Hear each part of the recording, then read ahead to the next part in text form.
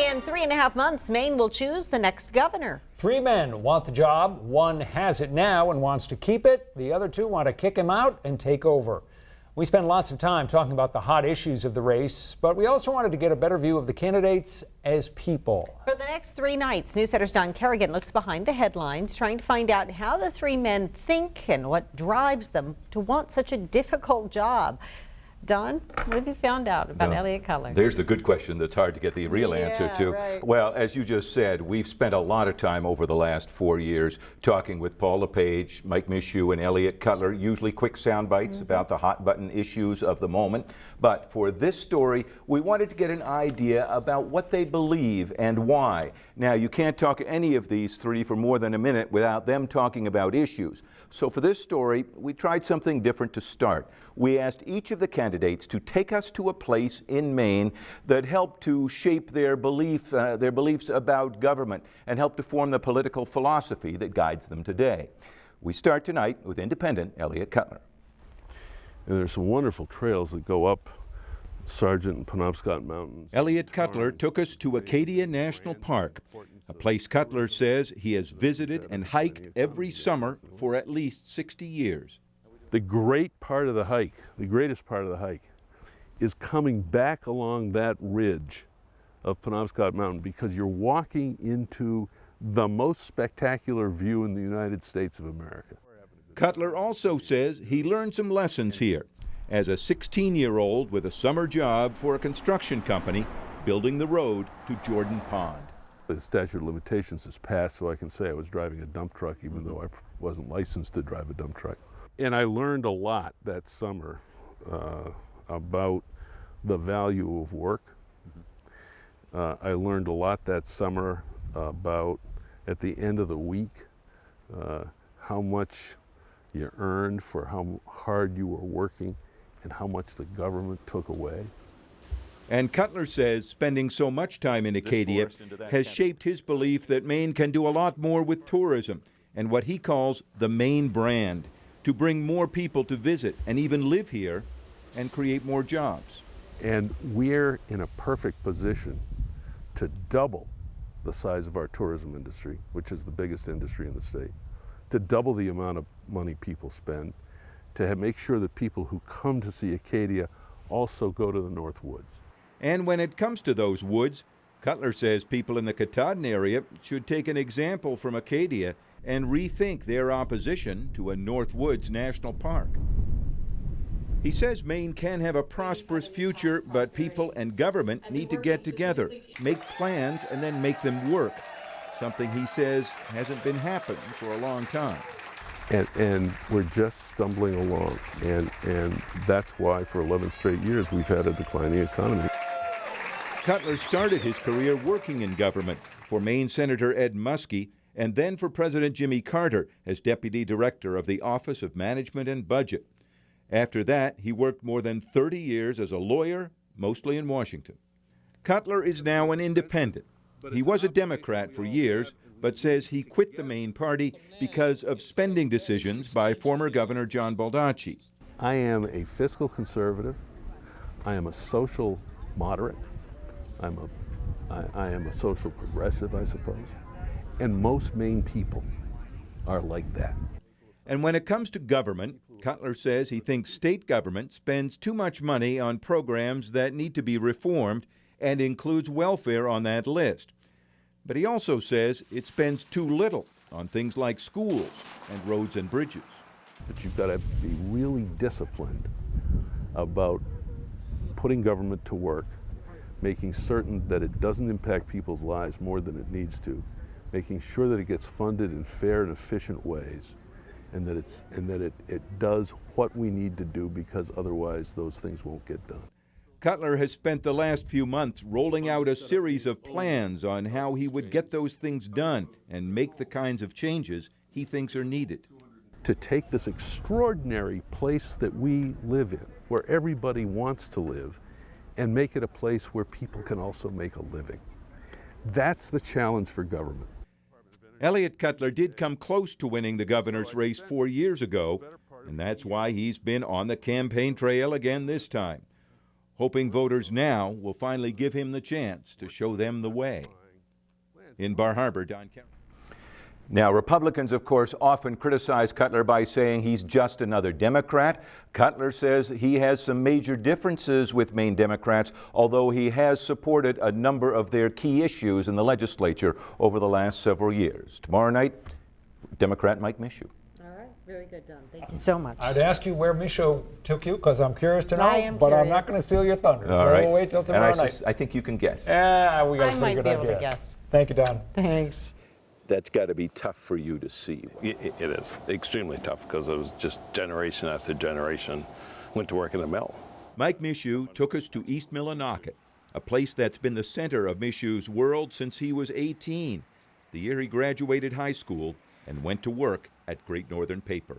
Back when I worked in the mill, things were great. Nobody thought it would change. No one ever thought it would change. At that point in time, there were about 4,500 employees between Millinocket and East Millinocket in the wood operation, and it's something that we never ever thought would change, and it has, and it just tears me apart to see, what's happening, with the mill being shut down. Mishu was elected to the legislature when he was also a young mill worker, and he says that job helped shape his view of politics. Absolutely. Working in the mill, you got to learn, and growing up in a large Franco family, you got to learn to work with one another, to get along.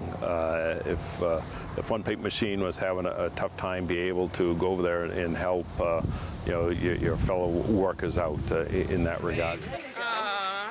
And after 34 years in office, from part-time legislature to full-time Congress, Mishu still seems most comfortable here, with the people he grew up and worked with, the ones who have kept re-electing him. Mishu talks easily about issues, what he has done, what he thinks his prime opponent, Paul LePage, has not.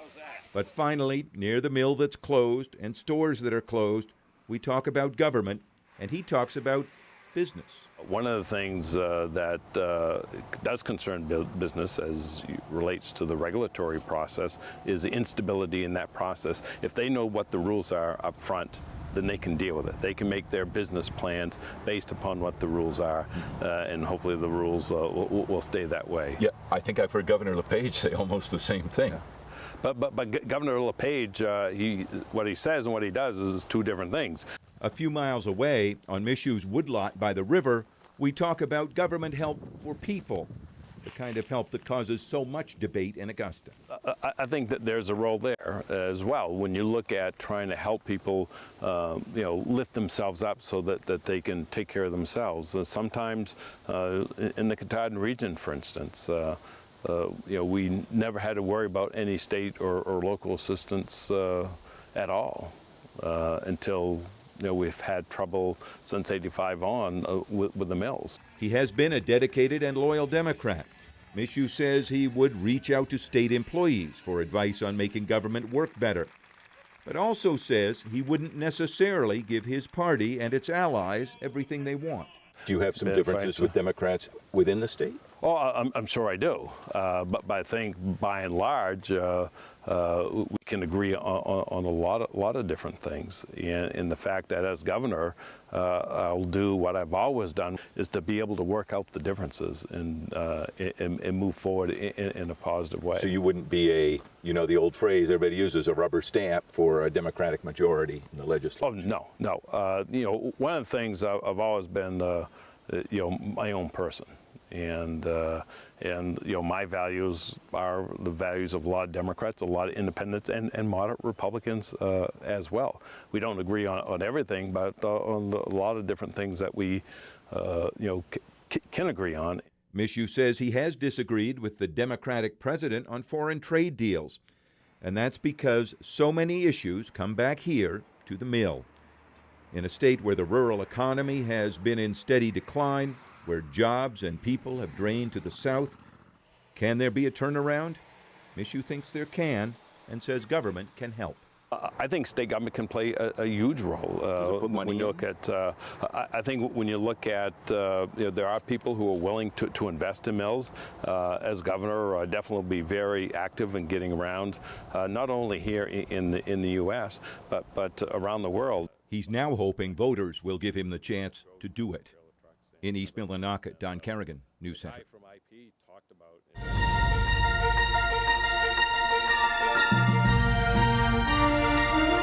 In just under 100 days, Mainers will elect a new governor. 3 major candidates, all well known, are facing each other in what is already a fierce campaign. This week, we're stepping back from the headlines to get a closer look at the candidates as people. News Center's Don Kerrigan started by asking each candidate to take him to a place that helped shape his views of the world and of government. Elliot Cutler took us to Acadia National Park, where he worked as a teenager. Democrat Mike Michaud took us to East Millinocket, where he worked for years in the now-closed paper mill. Republican Paul LePage, who is hoping to win a second term as governor, went to a place that has shaped his entire adult life. Here's News Center's Don Kerrigan. Right here was another 4-story building, and right on the corner is a 4-story building, but next to it was the steel company. Wow. Paul LePage took us to Lewiston, to the corner of Lincoln and Cedar. You see where that truck is? Yep. Right there. There were two apartment buildings right there. There's one on the empty lot. To the old neighborhood where he grew up poor in a family of 12 kids, all speaking French, going to church at St. Mary's, parochial school next door. And as most Mainers now know, living with an often drunk and abusive father. A childhood, he says, was saved by caring neighbors. Mrs. Gousse, G-O-U-S-S-E, she was sort of she had one son, and she was sort of like the place we all went to hide. Really? She would take us in when my dad, on a Friday or Saturday, he was on a tear. Other neighbors helped him find jobs as a boy, got him through high school and into college, and even gave an early taste of politics at Terry O's Cafe. John F. Kennedy was in that building, 1960. Those memories, he says, have energized him to succeed, but they also haunt him. It certainly shaped your life. It has to shape your life. You still have nightmares and scars and. Do you? Oh yeah. You always have nightmares. And LePage says those early days in these streets, the bad and the good, also shaped his ideas about one of the central issues of his governorship: welfare. And the thing is about welfare is they give you things. They give you. They don't teach you. They give it to you. They don't teach it. And my brothers got stuck in this receiving a check every month, whereas I never did. I worked every month. So the big difference is I learned to work and I got an education. Yeah. You know, your critics say, oh, he's got a war on the poor and wants to take things away from people. I want to teach people. For instance, you can give somebody a meal and they'll eat it. Or you can teach them how to earn a meal. Mm-hmm. You can teach them how to fish. You can teach them how to do things. I don't have a war on poverty. I have a war on the system.